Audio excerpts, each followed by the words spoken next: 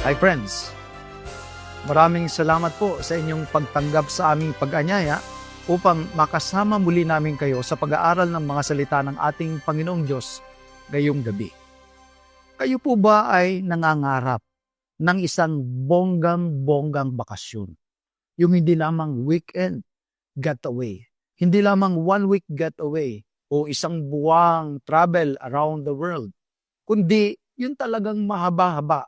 Kaya lang, dahilan minsan sa kakulangan ng ating budget at dahil tayo ay maraming pinagkakaabalahan, ay kailangan, ang sabi nila, mabilisan ang mga pagbabakasyon at hindi mo namamalayan, kailangan mo na ulit. Ang sabi nila ay, you'll have to go back to reality. Sa banal na kasulatan ay may tinatalakay na isang bonggang-bonggang bakasyon, isang mahabang pagpapahinga. At ang pagpapahingang ito at ang bakasyong ito ay sa tahanan ng ating Panginoong Diyos doon sa langit.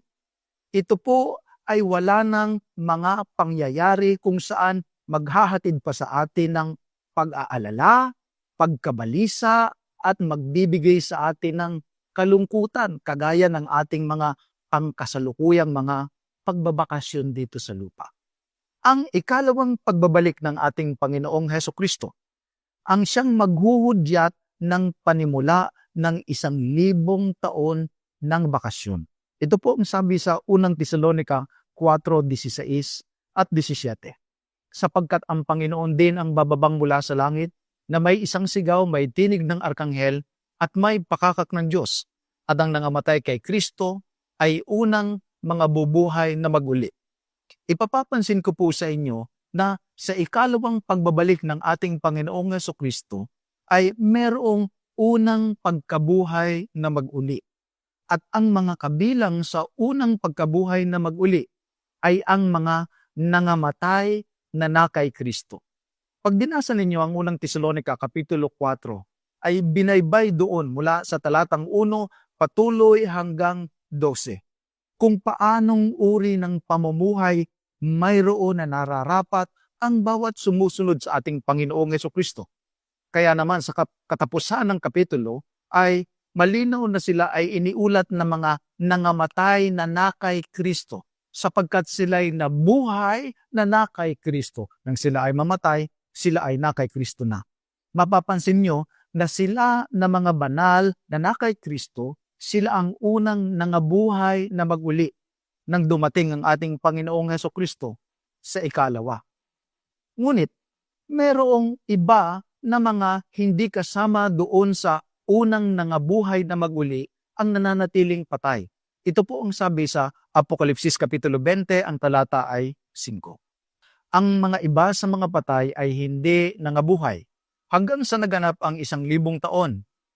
Ito ang unang pagkabuhay na maguli. Meron po palang grupo ng mga tao na hindi sila nabuhay na maguli hanggang maganap ang 1,000 taon. Sa madalit sabi, kung ang unang nabuhay sa ikalawang pagbabalik ng ating Panginoong Hesukristo ay ang mga nangamatay na kay Kristo at sila'y inagaw sa alapaap at sila'y sumapanginoon magpakailanman o sa loob ng 1,000 taon, sila po, ang sabi ng banal na kasulatan, ay mga banal. Therefore, yung mga hindi nabuhay sa ikalawang pagbabalik ng ating Panginoong Hesukristo o doon sa unang pagkabuhay na maguli ay grupo ng mga hindi naligtas. Yan po ang maliwanag na binanggit sa aklat ng Juan Kapitulo 5, talatang 28 at talatang 29. Sa pagkabuhay na maguli, ang ilan ay patungo sa buhay, ngunit ang ilan naman ay patungo sa pagkapahamak. Hindi po sila sabay-sabay na binuhay sapagkat ang mga matutuwid lamang ang binuhay sa ikalawang pagbabalik ng ating Panginoong Hesukristo. Ang iba sa mga patay, hindi sila nabuhay hanggang naganap ang 1,000 taon. Kaya ang sabi ng banal na kasulatan sa Apokalipsis 20 talatang 6, mapalad at banal ang makalakip sa unang pagkabuhay na maguli. Sa mga ito'y walang kapangyarihan ang ikalawang kamatayan, kundi sila'y magiging mga saserdote ng Diyos at ni Kristo at mga gaharing kasama niya sa loob ng 1,000 taon. Ito po ang maliwanag na binabanggit ng banal na kasulatan. Ang mga unang mga bubuhay na maguli, sila yung mga mapalad. Sila yung mga banal. Bakit po sila mapalad at bakit po sila banal? Sapagkat ang wika ng banal na kasulatan, kanila ay wala ng kapangyarihan ang ikalawang kamatayan. Nang sila po ay mamatay ng mauna sa pamamagitan ng kamatayan ng kanilang mga katawan, yun na po ang final na kamatayan nila, sapagkat nang buhayin muli sila ng ating Panginoong Hesukristo sa kanyang ikalawang pagbabalik, wala na daw pong kapangyarihan sa kanila ang ikalawang kamatayan. Marahil nagtataas kayo ng inyong mga kilay at iniisip ninyo, ano ang ibig sabihin ng wala ng kapangyarihan sa kanila ang ikalawang kamatayan? Sa banal na kasulatan po kasi may binabanggit na yung mga tao na sila ay mga masasama, sila po ay magdadanas ng ikalawang kamatayan. Bakit ikalawang kamatayan? Sapagkat halimbawa tayo ay namatay sa pamamagitan ng pagkakasakit at tayo po ay namatay sa pamamagitan ng aksidente, yung normal na kamatayan ng ating mga katawan, kagaya ng kamatayan ng lahat ng mga tao.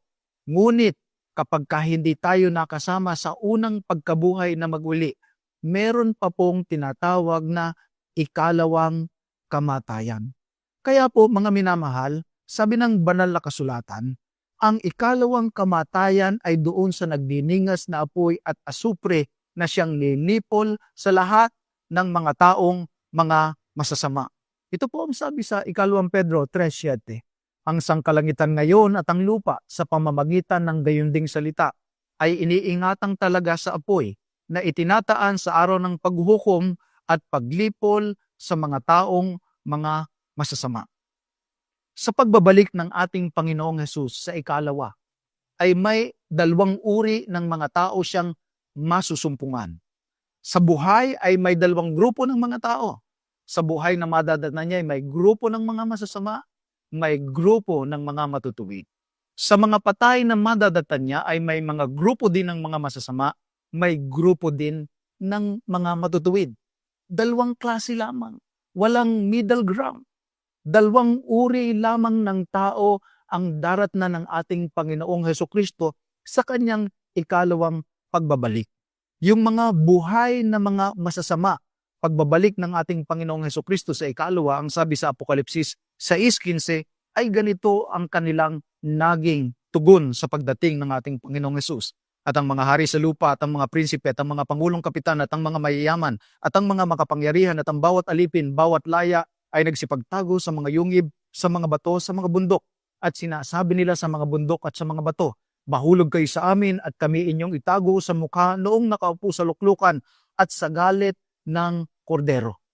Sabi sa aklat ng Jeremias, Kapitulo 25, talatang 33, ang mapapatay ng Panginoon sa araw na iyon ay magiging mula sa isang dulo ng lupa hanggang sa kabilang dulo ng lupa, from end to end. Sila ay hindi tataghuyan o dadamputin man o ililibing man. Sila ay magiging dumi sa ibabaw ng lupa. Ito po ang malungkot na kahihinatnan ng mga taong nagpatuloy sa paglabag sa kalooban ng ating Panginoong Diyos. Sila po na tumanggi na tanggapin ng ating Panginoong Hesukristo bilang kanilang personal na tagapagligtas. Pagdating niya sa ikalawa, sila po ay magdadanas ng kamatayan. Samantalang yung mga matutuwid na mga buhay, sila po ay aagawing kasama ng mga binuhay na mga nangamatay na kay Kristo sa alapaap at sa Panginoon po sila magpakailan-kailanman. Sa ikalawang pagbabalik ng ating Panginoong Jesucristo ay ang pagkabuhay ng mga matutuwid. Pagkuha din sa mga buhay na matutuwid na narat ng buhay ng ating Panginoong Jesucristo. At ang pananatiling patay naman ng mga masasama na mga patay ng madatna ng ating Panginoong Jesucristo at pagkamatay ng mga buhay na masasama na madadatna ng ating Panginoong Jesucristo sa ikalawa. Kung magkagayon, ang sabi ng banal na kasulatan, sa loob ng 1,000 taon, ang ating Panginoong Diyos, kasama ng mga banal na nailigtas, mula doon sa mga daratnang buhay na inagaw sa alapaap, at mula doon sa mga binuhay na mga nangamatay na kay Kristo. Sa loob ng 1,000 taon, sila po ay kasama, kapiling ng ating Panginoong Diyos, kasama ng laksa-laksang mga anghel, doon sa kaluwalhatian ng ating Panginoong Diyos. Kaya po, huwag niyo na pong paniwalaan yung mga nagsasabi na di umano yung mga nangamatay natin na mga mahal sa buhay, na mga sumampalataya sa ating Panginoong Hesukristo ay nasa langit na. Kung nasa langit na, sino yung binuhay na yon ng mga banal pagdating niya? At kung ang mga tao ay nasa impyerno na talaga, yung mga masasama, sino yung susunugin na binabanggit sa banal na kasulatan na yung iba sa mga patay ay hindi nangabuhay hanggang naganap ang 1,000 taon. Pakinggan po ninyong mga mabuti, sapagkat ibinabahagi, iniuulat ng banal na kasulatan na yung mga hindi binuhay hanggang matapos ang 1,000 taon ay sila yung mga masasama, sila yung mga hindi naligtas, hindi po sila nakalagay sa nagniningas na apoy at impyerno, kundi sila po'y patay pa rin. Sila po ay hindi buhay. Ngayon, ang sabi ng banal na kasulatan sa Apokalipsis Kapitulo 20, talatang 2, at sinunggaban niya ang dragon ng anghel, ang matandang ahas, na siyang Diablo at Satanas, at ginapos na 1,000 taon, at siya'y ibinulid sa kalaliman at sinarhan, at tinatakan ito sa ibabaw niya upang huwag nang magdaya sa mga bansa hanggang sa maganap ang 1,000 taon. Ito pong si Satanas na lamang ang naiiwang buhay na pangulo, pangunahin. Siya po ang pinakamasama. Siya po ang naiiwang buhay dito sa lupa sa loob ng 1,000 taon. Ang wika ng banal na kasulatan, siya'y ibinulid sa kalaliman at sinarhan. At dito po sa lupa ay wala po siyang matutukso dahilan sa ang lahat ng mga masasama ay patay. At yung mga dinatnan ng ating Panginoong Jesucristo na mga masasama din, sila ay pawang nangamatay na din. Samantalang ang mga banal na nangabuhay na maguli ay naroon sa langit. Ito namang si Satanas, kasama ng mga patay na mga masasama, ay narito sa lupa sa loob ng 1,000 mga taon. Sa Apokalipsis Kapitulo 20, talatang 4, ay inilarawan doon kung ano ang mangyayari doon sa langit sa loob ng 1,000 taon.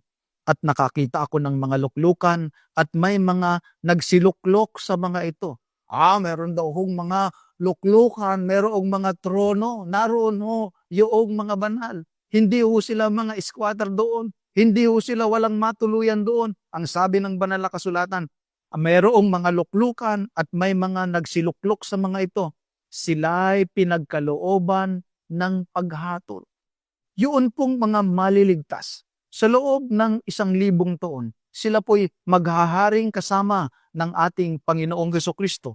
At sila po, ayon sa talatang binasa natin, ay pagkakalooban ng paghatol. Ngayon, baka isipin po ninyo na ang ibig bang sabihin yan, Pastor Igan, sila ang hahatol sa lahat ng mga tao kung maliligtas sila o sila ay mapapahamak? Hindi po. Sapagkat maliwanag na nga na bago pa mangyari ang pangyayaring ito na iniulat sa 24 ng Apokalipsis, meron nang hindi nabuhay, meron nang nabuhay. Ang ibig sabihin, ang pagpapasya ay nagawa na ng ating Panginoong Diyos. Ano yung binabanggit dito na sila'y pinagkalooban ng paghatol? Marahil po kasi kapag ang mga naligtas ay nakarating doon sa langit, at sa loob ng 1,000 taon, sila po ay pinagkalooban ng paghatol, hindi po para hatulan kung sino ang maliligtas o sino ang mapapahamak, sapagkat precisely meron ng naligtas at meron ng hindi naligtas. Ang paghatol ay ang pagbubukas nila ng mga aklat na makikita niyo po sa mga sumunod na mga talata sa aklat po ng Kapitulo 20 ng Apokalipsis din. Naroon po sa talatang 11, 12, 13 hanggang 14 ang pagbubukas ng mga aklat ng mga buhay ng mga tao. Titingnan po nila sapagkat sa ating mga isip, maroon tayong maraming mga katanungan, Panginoon, bakit ganoon? Panginoon, bakit hindi mo ginawa ito? Panginoon, bakit hindi mo dininig ang aming panalangin? Panginoon, bakit nangyari ang ganito? Bakit mo pinaubaya? Bakit mo pinabayaan? Panginoon, bakit hindi mo dininig yung mataimtim naming sama-samang idinadalangin doon po sa langit na bayan? Sa loob ng 1,000 taon, hindi natin hahatulan ng kaligtasan o kapahamakan ng mga tao. Hahatulan natin ang ginawa ng Diyos. Hahatulan natin, tama ba yung Diyos? Hahatulan natin bakit ganon ang nangyari at masasagot ang mga katanungan sa ating mga kaisipan.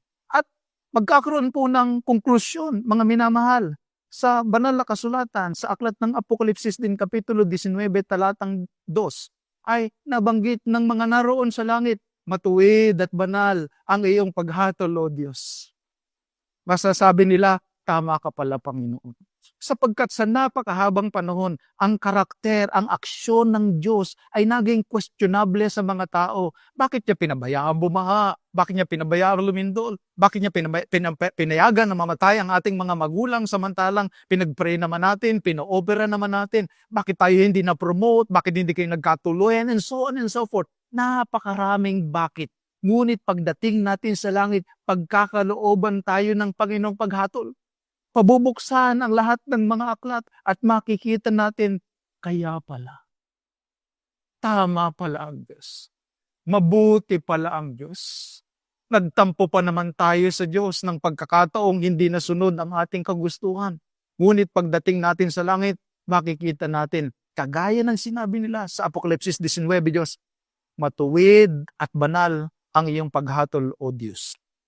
At sa puso at isip ng bawat naligtas, ay wala nang mananatiling question mark o katanungan, pagdududa, pagseselos o kawalang pagtitiwala sa aksyon ng ating Panginoong Diyos. Sabi ng banal na kasulatan, mga minamahal, doon sa loob ng 1,000 taon, sila ay hindi magkakaroon ng opportunity na itago sa kanila ang ginawang aksyon ng ating Panginoong Diyos, kundi sila ay bibigyan ng pagkakataong sila ay makahatol. Sila daw yung mga kaluluwang pinugutan ng ulo dahil sa patutuo ni Jesus at dahil sa salita ng Diyos at ang mga hindi sumamba sa hayop. Ito po ang paglalarawan sa katangian ng mga nakarating sa langit.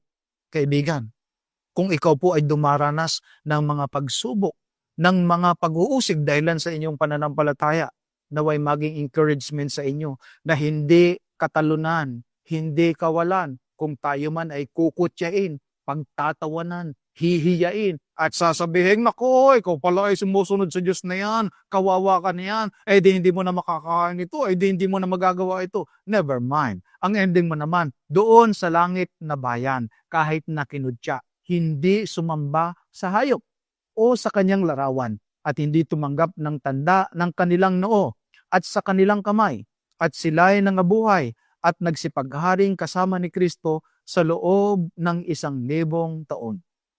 Maliwanag po na inilalarawan ng banal na kasulatan na sa mga huling araw sa aklat ng Apokalipsis Kapitulo 13 na ipipili ng hayop at ng larawan ng hayop na sambahin ang hayop, ang kalaban ng ating Panginoong Diyos, na sundin ang utos ng mga tao at ang kanilang sariling kalooban.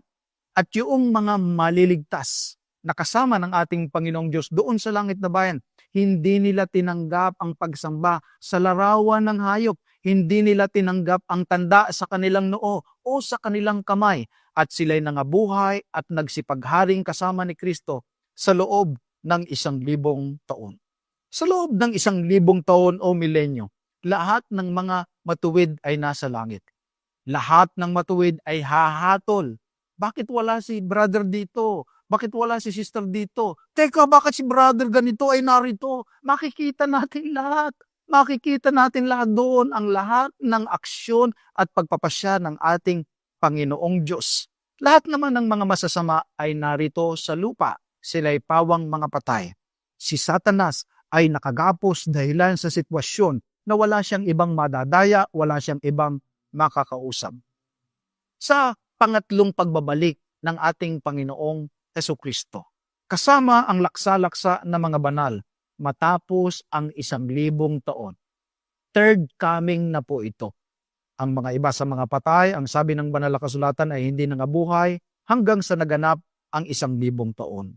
At kung maganap na ang 1,000 taon, si Satanas ay kakalagan sa kanyang bilangguan. Ito na din po ang pagkabuhay na mag-uli ng lahat ng nangamatay na mga masasama. Uulitin ko po, wala po sila sa impyerno. Hindi po sila pinapakuluan doon sa nagniningas na dagat-dagatang apoy at asupre. Maliban po, mga minamahal, na pakinggan natin ang aral o turo o teorya ng ibang mga tagapangaral at hindi natin paniwalaan. Ang sinasabi sa banal na kasulatan ay meron nga pong nakukumbinsi na yung mga masasama di umano ay nasa impyerno na. Ngunit sa ikatlong pagbabalik ng ating Panginoong Hesukristo, saka lamang bubuhayin ang lahat ng mga masasama. At si Satanas naman ay lalabas upang dumaya sa mga bansa na nasa 4 na sulok ng lupa, sa Gog at sa Magog, upang tipunin sila sa pagbabaka na ang bilang nila ay gaya ng buhangin sa dagat. Nako, napakarami ho pala ng mga taong mga masasama.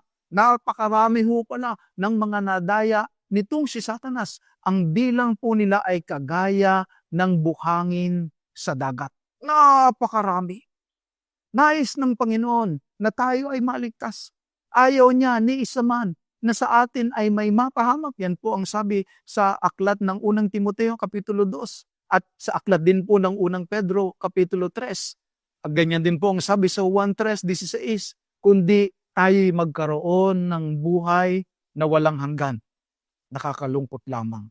Sapagkat bagaman libre ang kaligtasang iniaalok sa atin ng ating Panginoong Diyos, kailangan lamang nating magpasakop sa Kanya, sumampalataya sa Kanya. Napakarami pa ring mga tao ang hindi maliligtas, kagaya ng buhangin sa dagat. At silang lahat, sabi ng banal na kasulatan, ay nagagsipanik sa kalaparan ng lupa at kinubkob ang kampamento ng mga banal at ang bayang iniibig at bumaba ang apoy mula sa langit at sila'y nasupok. Ang impyerno po ay hindi po nasa gitna ng earth at pagkatapos sila doon ay sinusunog. Sabi ng banal na kasulatan, ang impyerno o ang apoy ay mararanasan lamang sa ikatlong pagbabalik ng ating Panginoong Hesukristo, kung saan susubukin pa ng mga taong masasama na agawin ang kampamento ng mga banal. At ang wika ng banal na kasulatan, hindi sila magtatagumpay, kundi bumaba ang apoy mula sa langit at sila'y nasupok. At ang dyablo na dumadaya sa kanila ay ibinulid sa dagat-dagatang apoy at asupre na kinaroroonan naman ng hayop at ng bulaang propeta. At ang kamatayan at ang Hades ay ibinulid sa dagat-dagatang apoy. Ito ang ikalawang kamatayan, sa makatuwid ay ang dagat-dagatang apoy.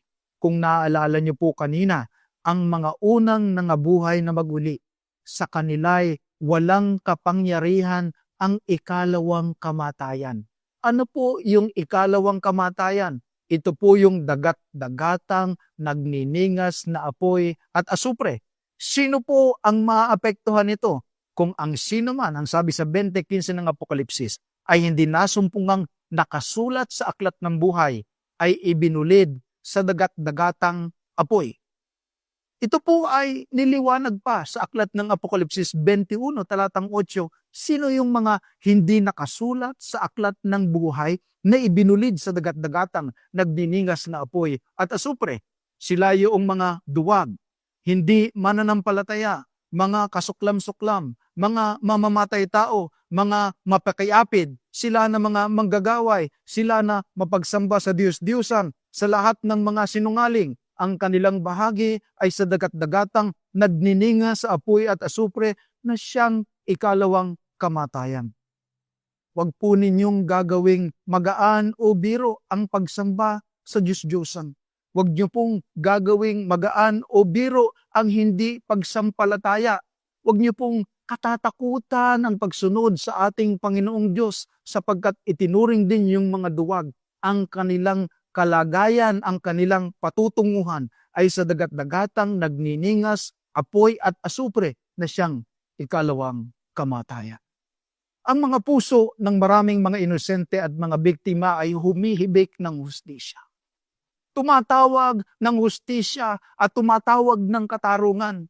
At itinataas natin ang ating mga tinig sa kalangitan at ang ating mga kamao at sinasabing, Panginoon, Panginoon, bakit parang hindi ka gumagalaw? Bakit parang iniwanan mo kami? Bakit parang pinabayaan mo kami? Bakit namamayagpag ang mga masasama, ang mga holdapper, riding in tandem, carnapper, mga rapist, yung mga sugarol, yung mga politiko na mga magdanakaw, sila pa yung mga mayayaman, sila pa yung magagaling, sila pa yung mahuhusay, magaganda ang kanilang mga buhay. At parang nakakalungkot, parang hindi magandang sumunod sa ating Panginoong Diyos sapagkat parang dito sa mundo, ikaw ay magiging talunan. Laksan po ninyo ang inyong kalooban. May oras na itinalaga ang ating Panginoong Diyos ng paglipol sa lahat ng mga taong masama, sa lahat ng mga taong mga pasaway, sa lahat ng mga taong matitigas ang ulo, sa lahat ng mga taong hindi sumampalataya, sa lahat ng mga taong nakaranas ng waring kaligayahan sa lupa sa pamamagitan ng kanilang panlulupig, ng kanilang pang-aapi, ng kanilang panyayapak at ng kanilang pag-alipusta. Isang araw silang lahat, ang sabi ng banal na kasulatan, narito ang araw ay dumarating na nagniningas na parang hurno at ang lahat na palalo, ang lahat ng nagsigawa ng kasamaan ay magiging parang dayami. At ang araw na dumarating ay susunog sa kanila, sabi ng Panginoon ng mahukbo, na pati hindi mag-iiwan sa kanila ng kahit ugat ni sangamangan. Malakyas, Kapitulo 4. Isang araw, tatayo ang katuwiran. Isang araw, magtatagumpay ang katarungan. Isang araw, tutuldukan ng ating Panginoong Diyos ang lahat ng kasamaan. At silang lahat, sabi ng banal na kasulatan, ay magiging parang mga abo. Mga minamahal, may hustisya sa kamay ng ating Panginoong Diyos. Huwag kayong matukso na gumanti. Huwag kayong matukso na manlaban.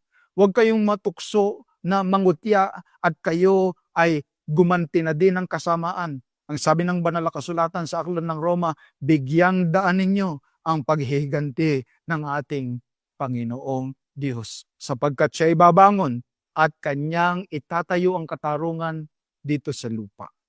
Kung magkagayon, sa ikatlong pagbabalik ng ating Panginoong Hesukristo dito sa lupa, matapos ang 1,000 taon, kapag nasunog na ang kasamaan at ang lahat ng mga masasama, at wala na ang mga manggagawa ng kasamaan, ito na ang maghuhudyat ng pagpapanibago. Sabi ng banal na kasulatan sa Apokalipsis 20 talatang 1, at nakita ko ang isang bagong langit at ang isang bagong lupa, sapagkat ang unang langit at ang unang lupa ay naparang at ang dagat ay wala na. Ano ang naroon doon sa bagong langit at bagong lupa? Ang sabi sa 2 Pedro 3:13, ngunit ayon sa kanyang pangako ay naghihintay tayo ng bagong langit at bagong lupa na tinatahanan ng katuwiran. Dito sa lupa na ating tinitirahan na yun, laganap ang kasamaan, laganap ang kabuktutan at ang kabaluktutan. Ngunit doon sa bagong langit at bagong lupa, ang sabi ng banal na kasulatan, tinatahanan ng katuwiran. Kabi-kabila, nakikita natin ang pagsingasing ng mga punglo. Kabi-kabila, araw-araw nakakalungkot at nakakabasag ng ating mga puso. Araw-araw mayroong mga pinapatay. Mayroong mga nalalapastangan. Mayroong papauwi ng bahay nasa gate na, inabot pa ng riding in tandem. Inagaw ang motorsiklo at walang habas na pinagbabaril. Ang iyak ng kanyang nanay, bakit hindi na lamang kinuha ang motor? Bakit kinuha pa ang buhay ng kanyang anak? Mga minamahal, dito sa sanglibutan, laganap ang kasamaan at ang kabuktutan. Ngunit sa bagong langit at bagong lupa, hindi na natin ito mararanasan. Sapagkat doon sa bagong langit at bagong lupa, nalilikhain ng ating Panginoong Diyos ay tatahanan ng katuwiran. Doon din sa bagong langit at bagong lupa na ipinakita sa aklat ng Apokalipsis Kapitulo 21, inilarawan ng ganito. At nakita ko ang bayang banal, ang bagong Jerusalem na nananaog mula sa langit buhat sa Diyos, na nahahandang gaya ng isang babaeng kasintahan na nagagayakang talaga sa kanyang asawa. Aywan ko sa inyo kung hindi nyo naiintindihan ang talatang ito. Napakaliwanag naman. Bakit ba yung mga babaeng kasintahan na nagagayakang talaga para sa kanyang asawa sa panahon ng kasal ay sila ang pinakamaganda? Sila yung mga talagang naghanda para sa moment na yon, para sa araw na iyon, inilarawan ang bagong Jerusalem na kagaya ng isang babaeng kasintahan na nagagayakang talaga sa kanyang asawa. At ito ang bayang banal, ang bagong Jerusalem. Sabi sa Isaiah 60 verse 18, karahasan ay hindi na maririnig sa iyong lupain.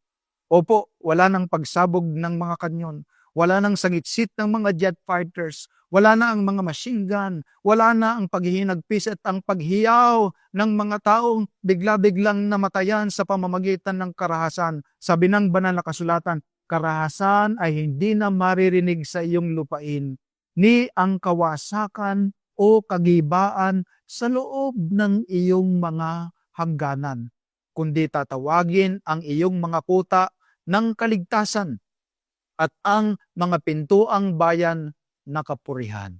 Opo, doon sa langit na bayan, wala na daw po yung karahasan at wala na din po ang kagibaan, kundi ang kuta na iyon, ang bagong Jerusalem, ay tatawaging kuta ng kaligtasan. O kuta na save ka dito sa ating mundo, sa sanglibutan, pataasin mo na yung bakod mo, napakagaling nilang umakyat.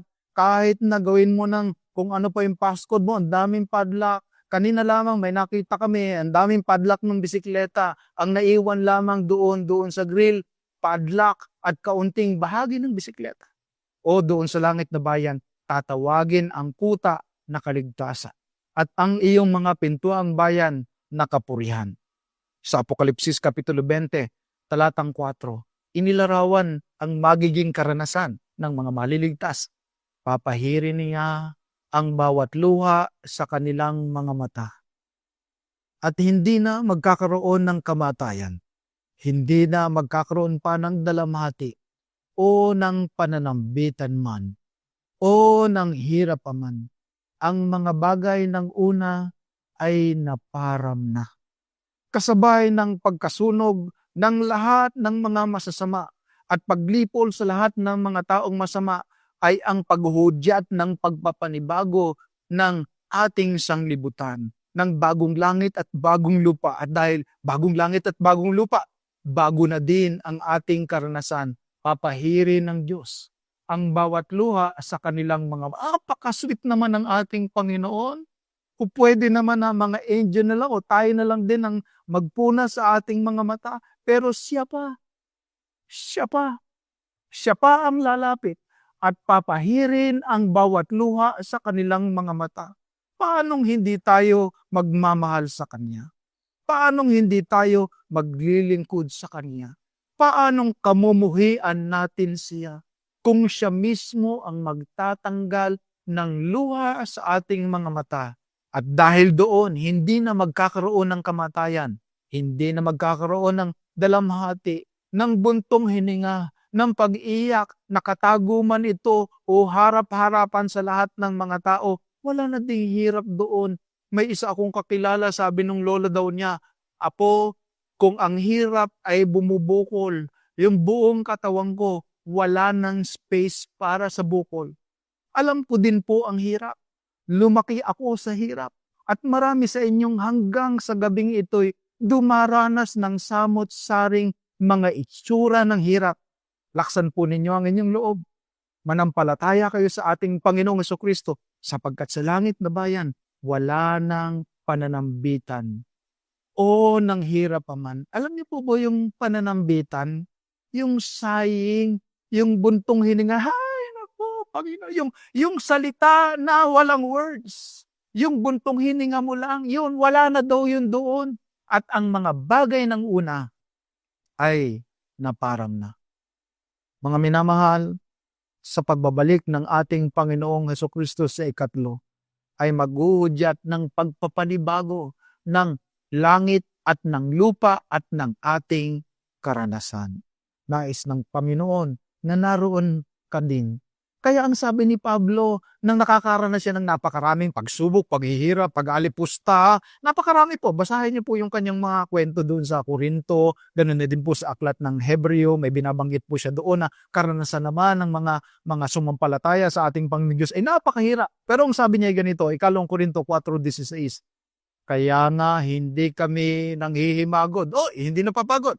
Bagamat ang aming pagkataong labas ay pahina, ngunit ang aming pagkataong loob ay nababago araw-araw. Bakit ganun? Samantalang kami ay nagsisitingin, hindi sa mga bagay na nakikita, kundi sa mga bagay na hindi nakikita, sapagkat ang mga bagay na nakikita ay may mga katapusan. Ngunit ang mga bagay na hindi nakikita ay walang hanggan. Kaibigan, inaanyayahan kitang tumingin hindi sa mga pansamantalang mga bagay sapagkat ito'y may katapusan. May katapusan ng bahay, may katapusan ng kotse, may katapusan ng ipon mo, ang mga nasave mo, yung mga gamit na mga mahal mo na parang walang katapusan, matatapos din yan. Oo. Yung mga pagbabakasyon natin dito, so matatapos din yan. Pero ang sabi ni Pablo, tumitingin kami doon sa mga walang katapusan. Tumitingin kami sa mga bagay na hindi nakikita. Tumitingin kami doon sa pangako ng ating Panginoong Diyos na isang araw, siya'y babalik at tatapusin niya ang kasamaan dito sa lupa. Sa kanyang pagbabalik, meron lamang dalawang uri ng mga tao, dalawang grupo. At ang dalawang grupo na yon ay meron ding dalawang magkaibang ending. Ang isa ay magmamana ng buhay na walang hanggan. Ang isa naman ay pupuksain at sa loob ng walang hanggan, sila ay pawang mawawala na. Kaibigan, ikaw ay maaaring makasama doon sa mga tao na darat na ng ating Panginoong Hesus na mga sumasampalataya at aagawing kasama ng mga nangamatay na sumampalataya na nangamatay na nasa ating Panginoong Hesukristo at sila'y bubuhayin patungo doon sa langit na bayan. Iisa lamang ang ating tagapagligtas. Iisa lamang ang ating pupwedeng asahan upang tayo ay hindi makasama doon sa mga susunugin sa nagniningas na dagat-dagatang apoy at asupre. Ang aasahan natin ito, ang ating sasandalan at pagtitiwalaan ay walang iba kundi si Jesus. Si Jesus ang magliligtas. Si Jesus ang mag-aadya sa atin. Si Jesus ang magbabago ng lahat ng mga bagay. Si Jesus ang ating tanging pag-asa. Pag nangyari na ang lahat ng mga bagay na ito, naway masumpungan kang sumasampalataya sa Kanya, nakahawak sa Kanya, umaasa sa Kanya, sapagkat si Jesus ay maaasahan sa bawat panahon at sa lahat ng pagkakataon. Magandang gabi po sa inyong lahat.